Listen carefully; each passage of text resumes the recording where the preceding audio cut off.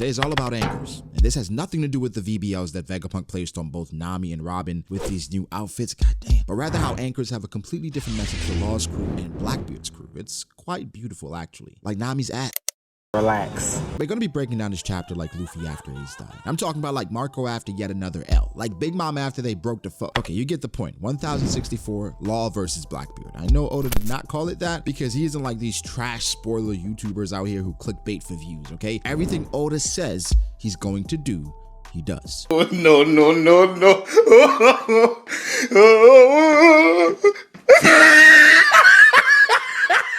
Back in chapter 1046, we saw 2 feet. Funny enough, I had a collab with Grand Line at the time, and this is the conclusion we came to. It feels like... Is this a misdirection? It feels like a red herring to me. Yes. Just because yes. I don't know why you would go to all of the trouble to craft those mysterious silhouettes just to have them very casually revealed. Yeah. That one seems obvious. If you had a choice, who would you like for it to be? If it was just pure who I would like it to be, it's going to be members of the Blackbeard Pirates, just for the global intrigue that would accompany it. Yeah, that's what I'm hoping for it to be, because if Blackbeard is there, there's so many implications here. Yeah, it was something we were craving at the time, and Oda delivered. It wasn't technically Blackbeard, but the Blackbeard Pirates actually went to Whole Cake Island. That fan theory isn't a theory anymore. It seems Kuzan really is a full-fledged member of the Blackbeard Pirates, and even his drip matches them now. We all know he's buying time somehow to overthrow Blackbeard, but when I mention we, it includes Blackbeard. He's aware of who Kuzan was and maybe who he is. The Kobe play may not have been a coincidence. A few scary things about Kuzan that I may have forgotten is Kuzan, when he saves Smoker, mentions that you do not have to be affiliated with the world government to accomplish things. The fact that he even saves Smoker tells us about who he is. He's a good guy, and right now he's just doing some bad things for a certain goal. The most enlightening thing about this chapter isn't just about that info, it's about his penguin. All right, apparently he has been with him since he left the Marines, and his name is Camel. I would not be surprised if Camel makes an appearance in the story sometime soon. I mean, personally, I think it's hilarious that a penguin is named Camel, but Smoker did ask Aokiji how he found him, and they did mention Kuzan having black market connections. Dofi also said he heard some bad things about him, so this is most likely how he found out about Pudding, and he used this as a way to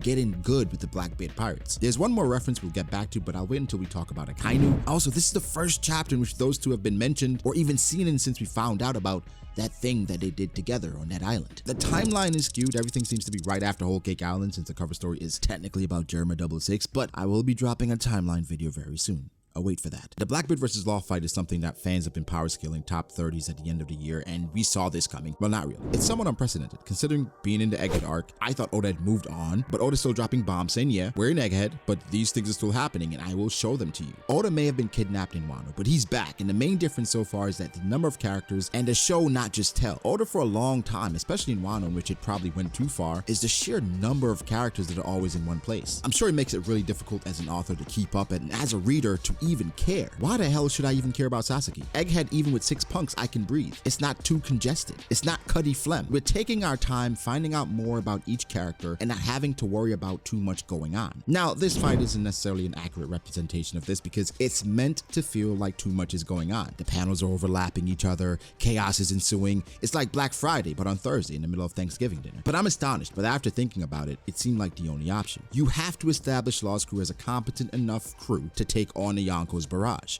So with Law's abilities, they are extensive in nature, like they literally mimic several devil fruits, but more than anything, our room and K room have some of the more broken shit I've ever seen in anime. Expect an entire breakdown for those as well, but right now, this is how you should probably view K room, as Law coding his sword to use knife attacks without a room, and our room is to use attacks or properties of the room without being inside it. Much more to come with that. Now we gotta mention, Blackbeard is a wild boy for not only being on Stronger, but rubbing his nuts on Doc Q. I know you're my captain, but you can't just do that to me. Shoot, I'll use a disease and make your balls fall off. No more inherited will for you. Anyway, the more Law engages with these various foes, the more I understand his fighting style. I know I'm promising video after video after video, but if I cram all this in, it'll just be too long, right? But the matchup with him and Zoro is coming sooner rather than later. Even though they both use swords, the approach could not be any different. I can't wait for it, but just know that one loves closing the distance and one loves extending the distance when it's time to close the distance. Yeah, anyway, Doc Q brought brought back the apples for this one, reminiscent to his first appearance in Jaya, but my question was, where the hell is Burgess? Did Law shambles him to the ocean? Is he powerlifting to shore? I don't know what's going on, but random SBS time! For the breakdowns, I'm going to start incorporating random SBSs that are relevant to the chapters, and this week we focus on SBS Volume 84. The question was asked, in what order did Beppo, Shachi, and Penguin join the Heart Pirates?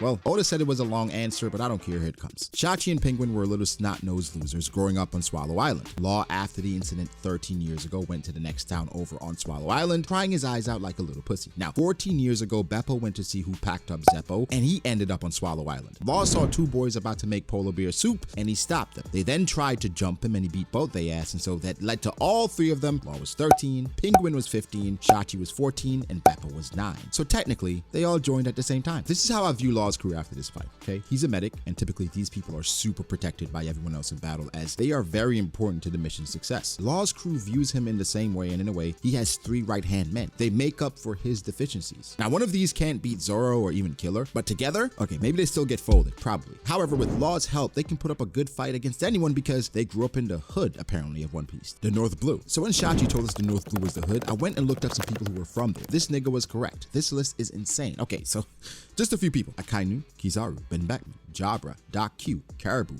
Koribu, Hawkins, Monet, Dofi, Virgo, Judge, Bellamy. It's a sick list. Now, Shachi doing what he did, let me be correct this time, using hydro pump legitimately has something to do with them breathing in the cold and dealing with that, and that's probably strengthened his lungs and he's able to do this. They are organized and useful. Beppo letting John Bart know where to be seems like he heard Van Auger, and so on his own, John Bart gets milli rocked by Blackback, but he's a very useful navigator and tank. They have their roles and they play them well, and I play it well. They would probably win a crew v crew battle against a lot of people due to this, but the only issue is it all revolves around Law. And you know, when you cut off the head of the snake, everything else crumbles. I'm starting to realize what makes Blackbeard endearing to me, and even though he can be a loser at times, he seems familiar. He's just like our rubber boy in some ways, jumping straight into it without thinking, taking hits early in battle, seeming super vulnerable where we question it a bit. With Luffy, we're used to it, right? And we call him the village idiot, but he figures it out. Blackbeard is the same way. He's gonna take some lumps, but he figures it out. He took a shock, and for the linguists, assholes in the chat, I tried to figure out the correct pronunciation for Law's attack, and what I could find was Schockville. I suppose it's German? I don't know. I'll get to the bottom of it. But by the end of the chapter, Blackbeard was able to counter this attack using his Quake, and Law still has Punctueville, but now you have to deal with my other fruit. Now, I started this off by talking about anchors and VBLs. We'll get to VBLs, but let's focus on anchors for a bit. In a way, they're both correct, but it's about perspective. Law is saying these anchors drag Blackbeard down, but I noticed the irony in it with how we perceived Law's crew. They were trash at first glance. Now with them, let's be honest, no overhyping, doing the bare minimum, but against the Yonko's crew, you realize that Law is the anchor for his crew that steadies the ship and holds everyone down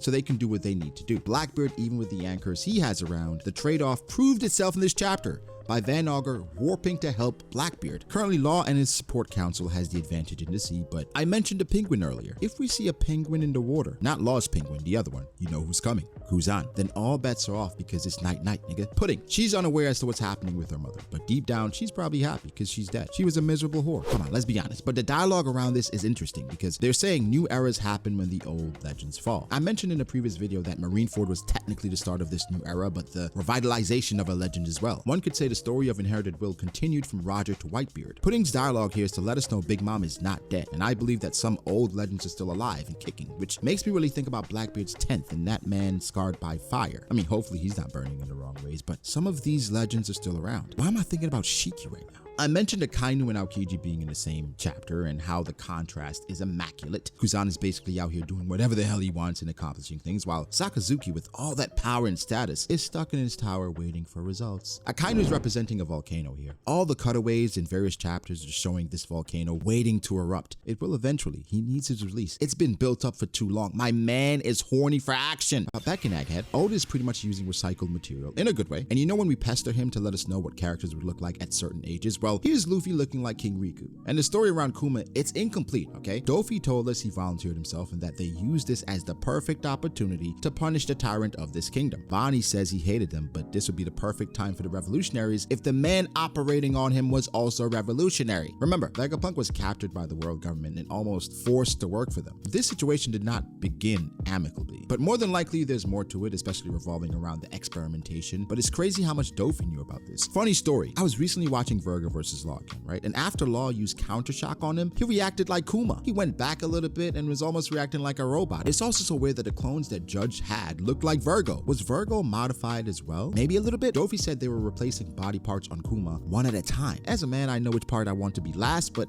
it's interesting, no? The special race Kuma is from is anyone's guess, but there's some stuff we can pull from. We just can't let Zoro know, because some of these special race types, they got a certain tint to them. The thrusters mentioned is screaming moon travel, especially for the Sunny, and how they control the climate is unbelievable. And the Sunny going to the moon is just perfect. UNK Records must be a record label Uta is signed to, and I can't wait for the Walk It Out Japanese mix. Okay, only a few people will get that. Oda did casually reveal a lightsaber here, and it looks cool as fuck. I wonder if the two swordsmen that stayed back on the ship will encounter someone that has more of these. I mean, they did stay back for a reason. More than likely, they will get their costumes at some point. Costumes are cool as fuck, right? Now we can get into VBLs, because goddamn Robin look good. And Nami, she looking a little thicker too. Vegapunk, what you got going on over there? Usopp's jacket is fire. I need one, and Sanji has unique trip. Vegapunk 100% knows about the world government coming for him. He's too smart. He's overstayed his welcome, and due to everything he's created, it might be done for him. He had some affiliation with Dragon, which goes back to the purpose of Kuma's sacrifice, but what is it? Did they have sexy time and created a test tube baby in Luffy? Who knows? The Vegamom theory is here, and it's all systems go, baby.